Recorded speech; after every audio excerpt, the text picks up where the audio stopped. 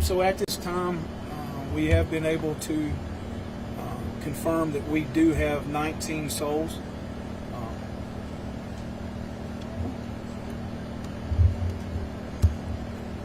That we're looking for. So, excuse me, I ask you to keep in mind those families. This is probably